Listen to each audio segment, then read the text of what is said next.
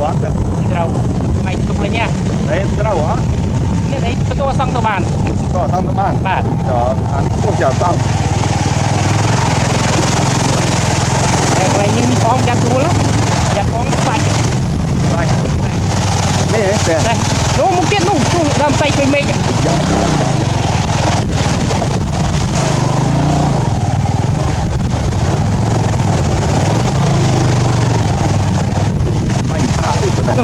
còn làm tay ạ cái chuyện ngày đâu cái đâu ini dalam sai tak tahu asam jual ban dah nama tempat je habis dia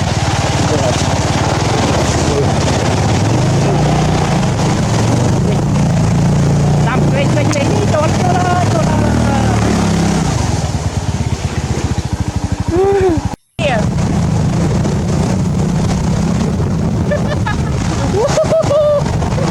Wait, oh my god, here we go. Go clean Cambodia.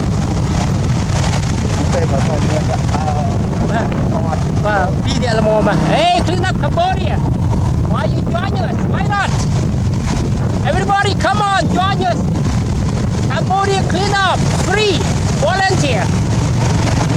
No payment, no salary, no support. We love this job. Work for society. Work for the country. Work for people.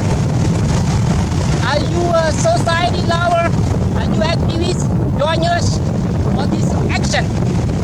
Activity for the country and people. Please follow us, join us. Or you can support us $1 for gasoline only. Not a lot, just $1.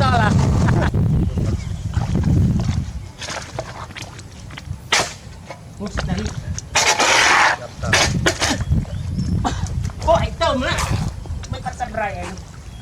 Nguyên này đây co đây cái chù người đấyอย่างนี้ตะกร้าด้วยนะจับบัตรนั่งเลยรู้หนึ่งก้างตรงไหนรอบข้างไหน cái nàyเฮ้ยรู้หนึ่งก้างรู้เลยเชื่องยังไงรู้เลยเชื่องหรือเลยเชื่อง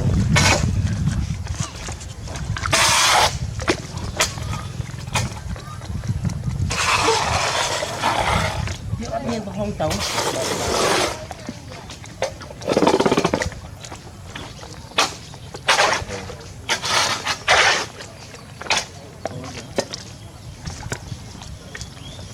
bắt hồ đi lú là sâu chè em đi cái hành gì nhạt mình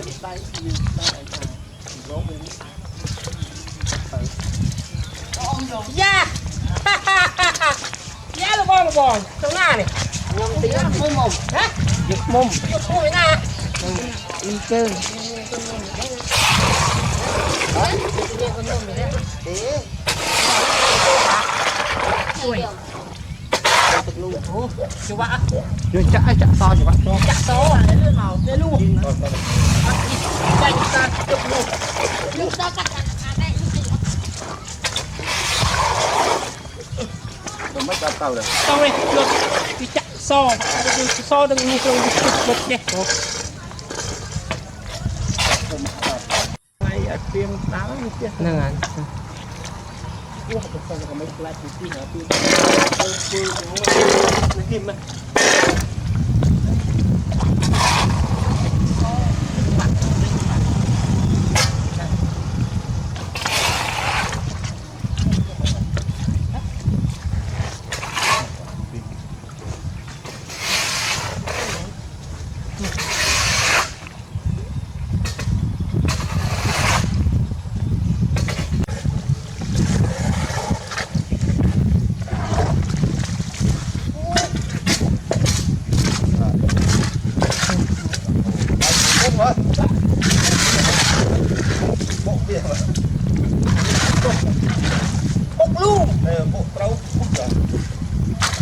lên bốc chút sang lên tê đại dương luôn con mình học số rồi vậy số cài mà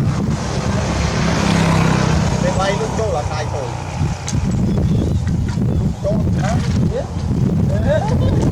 đi chụp đi bắt đai buồn bắt đai buồn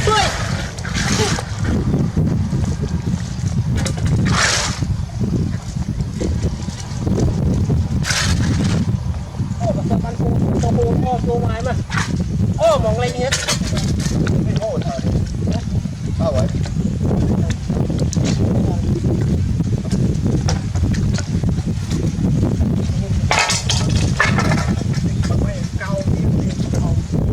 Ủa, sao?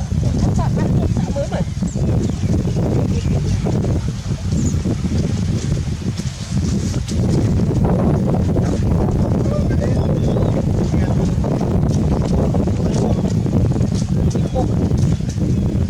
Block. Guy, this sewage is blocked. Nobody clean for 1,000 years. So it's blocked, doesn't work. Yeah. You see? Look, I use my samurai, it's not work. This is Cambodia. No, nobody care.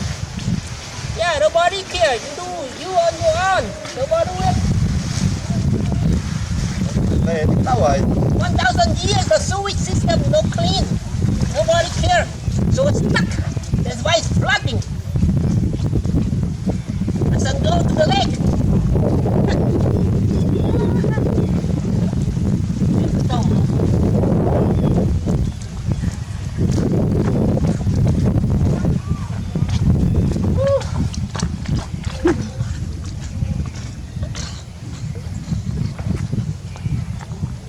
Now, tampin mo dyan, itong side mo dyan.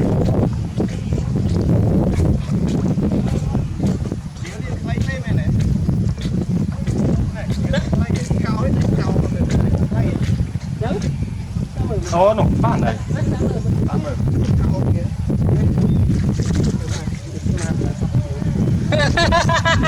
Look how it works, okay?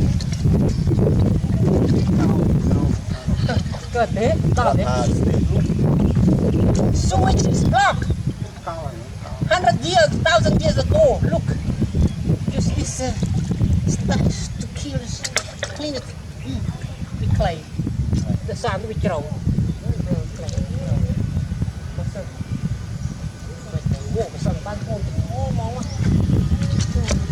Trời nó khô.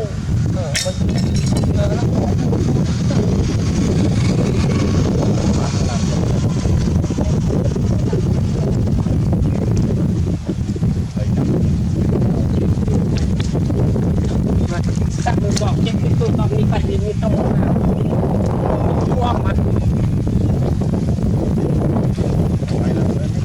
Nè, cái đô tu ong mà.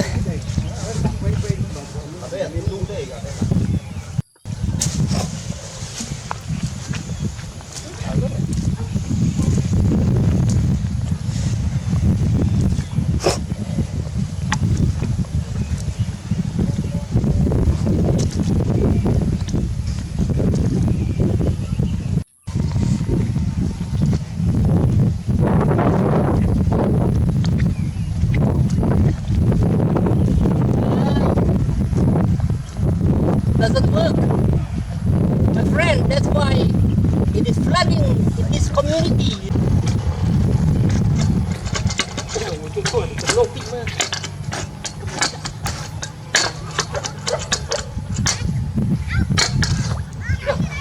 Wow.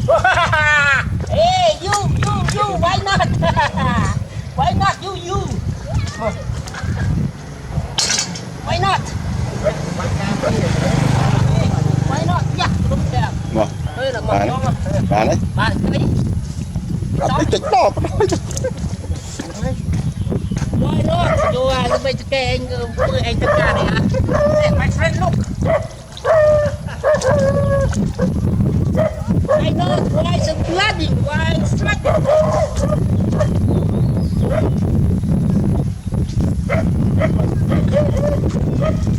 Wait, it's blocked.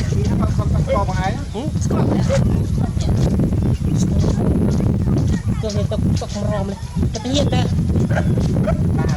Ở đây có được xe quân ta đấy phòng trà đấy. Bay nó chỉ bay xếp riệp rồi. Cái trà làm đấy. Cái làm đấy. Này thì bay nó xếp riệp mà mù. Long cham. 1,000 years old, nobody clean.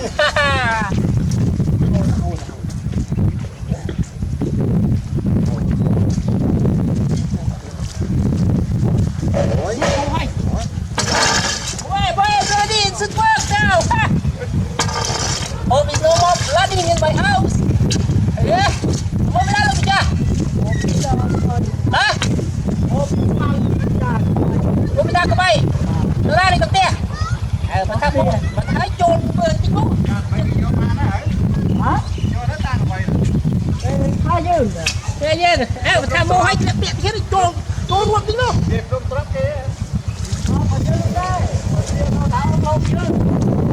tròn trước cái bộ trước cái chuyện là cái hai chuyện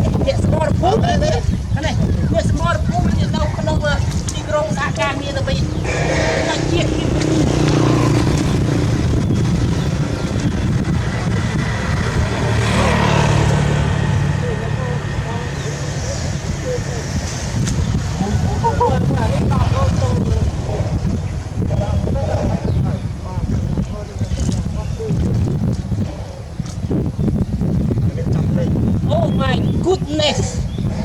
What is?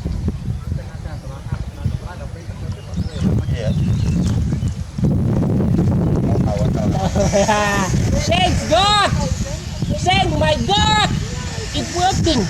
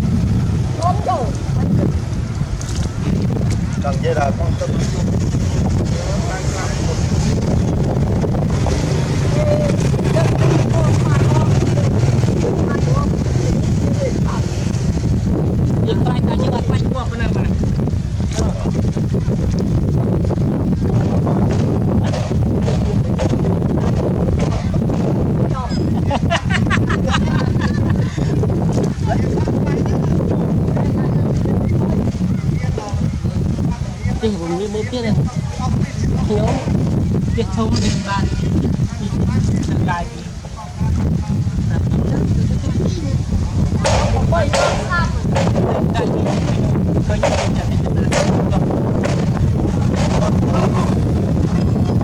đi về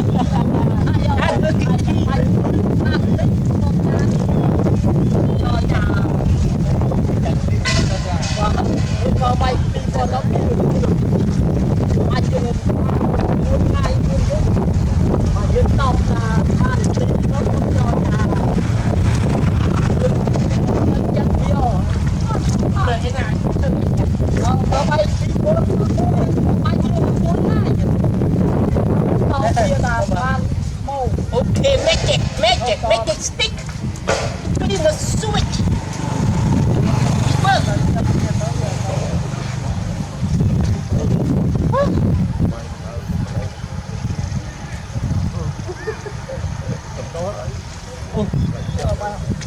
My goodness.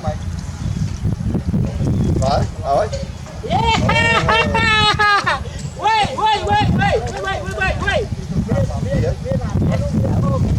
Working, everybody work.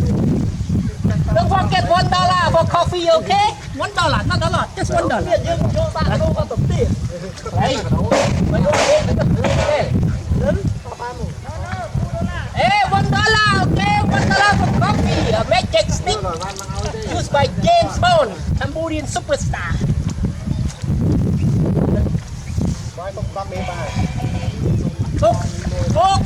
Bốc.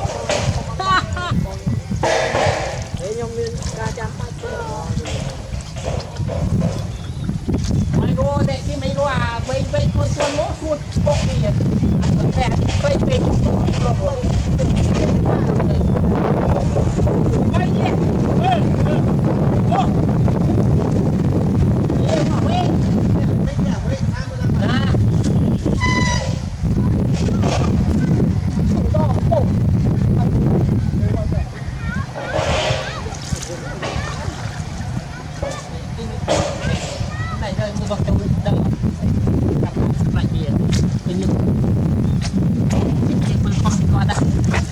Mẹ, mày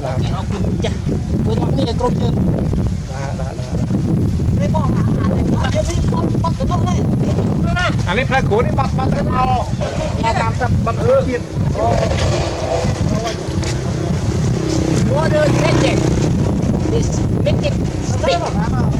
Magic club. Let's see how it works. Tập bài.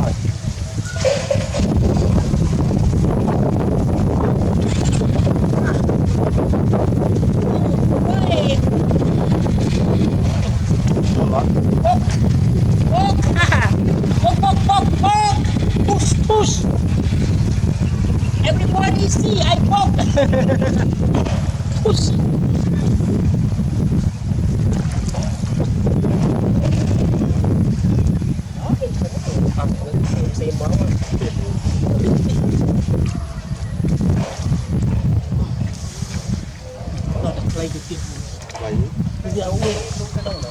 Viên đâu được lấy trên một sân ăn hỏng đi. Nhưng chắc ăn được trem này kể về. Vâng, viên câu vào đây.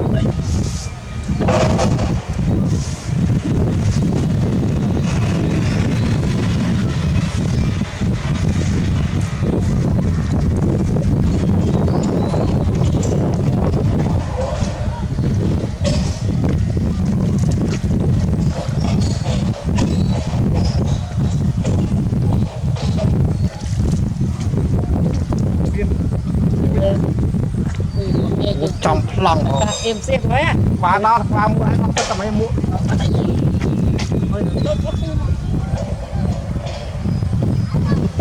Con này lại có này. Superstar mà. The Cambodian James Bond 007 second not third. I like balcony on the rock. Or the glass of red wine, yeah? Why not?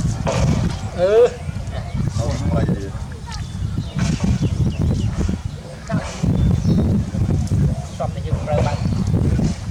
Cho nên mình đâu.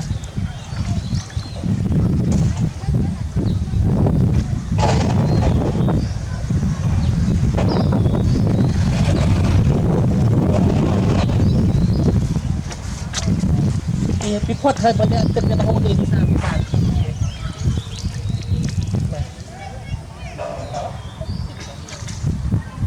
Nào đến thô tao về sầm áp.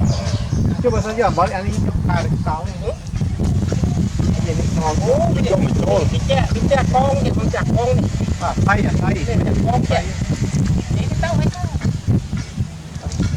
Phải vào đây con sao.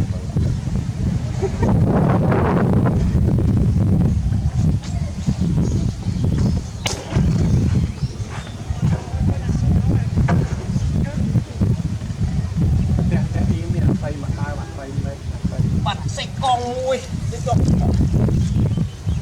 Ôi.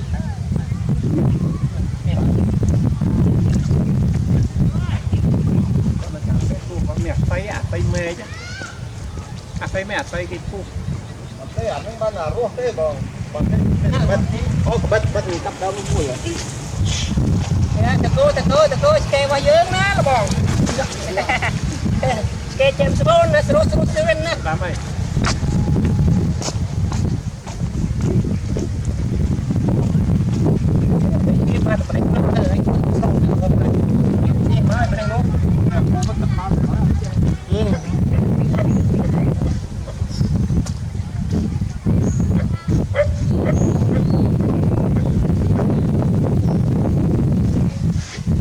bữa rồi na đi về tinh môn này kiếm này ở bên như các không bán được con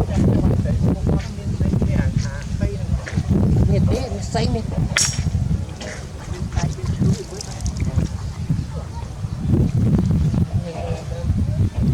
đâm cắt xa nó cắt đến cái nó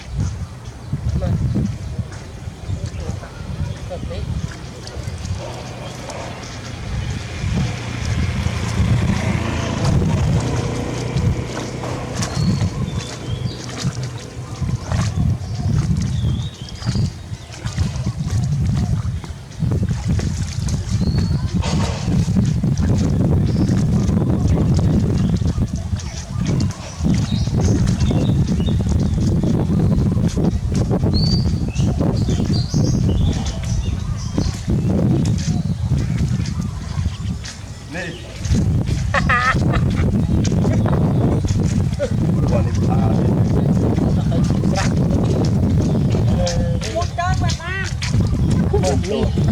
นี่rồiนี่tay cuộc bay với những cuộc bay những con bay thật ở đâu yếu thật là ở đây ở trong ăn cô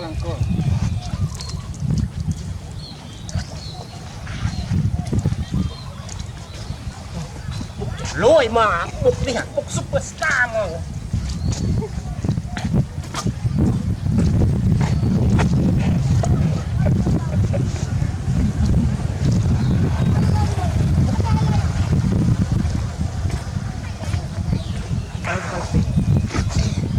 Ủa, đỏ lại được cho đâu mà đỏ chặt đỏ quá tao cho nó thôi là chả nè tao ở bên kia thì thấy anh ấy thật trời đánh hồ already opened this block but water not flow out maybe a lot of sewage is being blocked like this that's why it's flooding in our communities see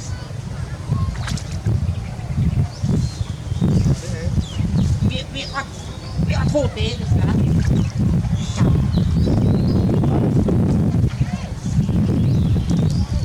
chẳng đem bật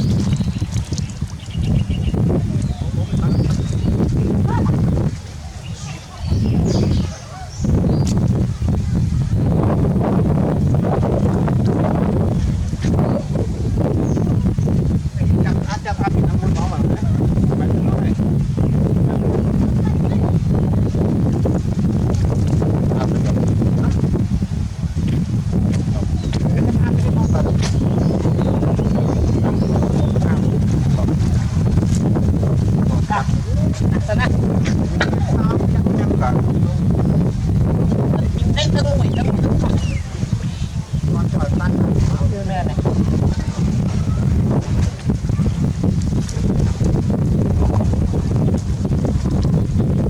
anh đi becek giờ mà lên dạ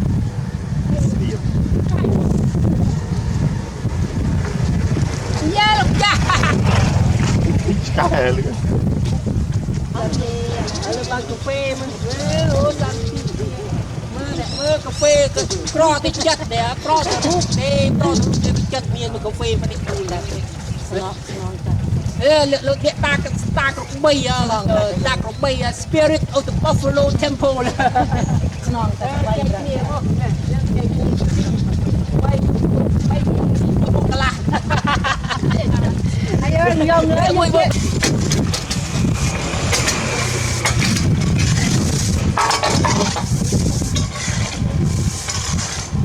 From my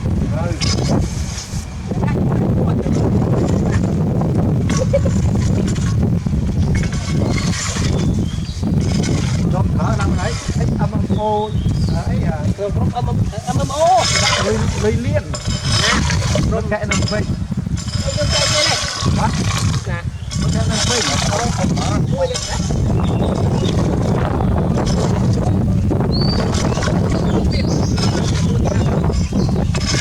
โอ้เด็กเข้ามา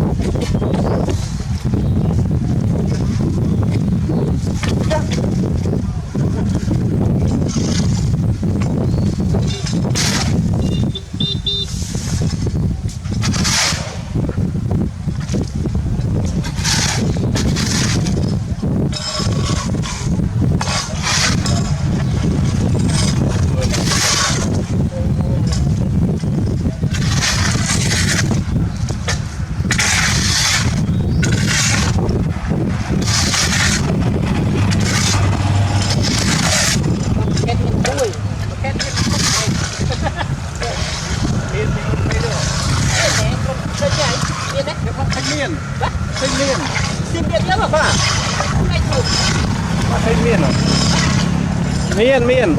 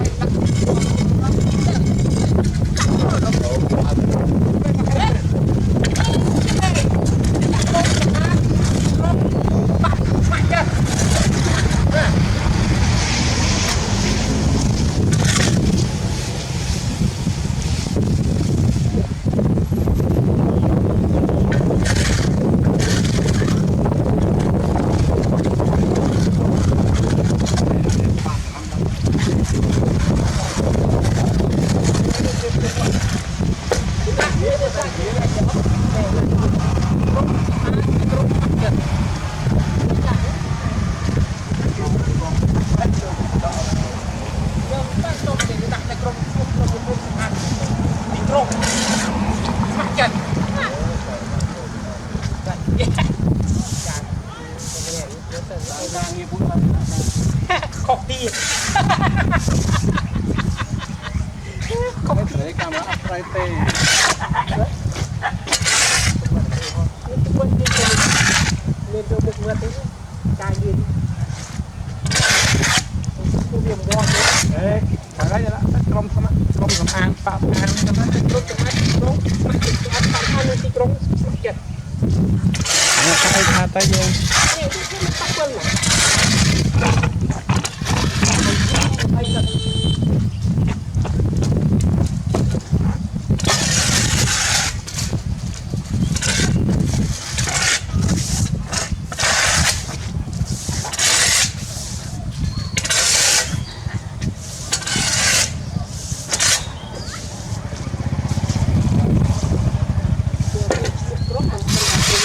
หน้านี่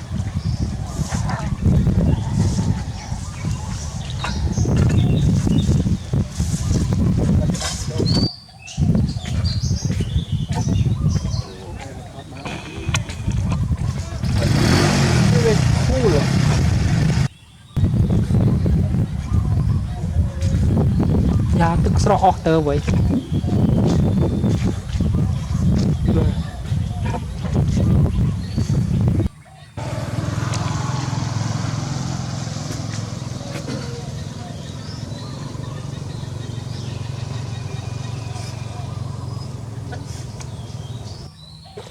Finish my work cleaning the sewage, cleaning the irrigation system that had been blocked.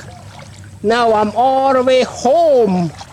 I have finished my work with my team, the Clean Up Cambodian team. Clean up Cambodia, clean up Siem Reap City, cleaning the sewage system, irrigation system that had been blocked for a long time. Nobody clean, nobody clear. That's why it's flooding in our communities. I'm walking home. You see all the water behind me. This is my stuff.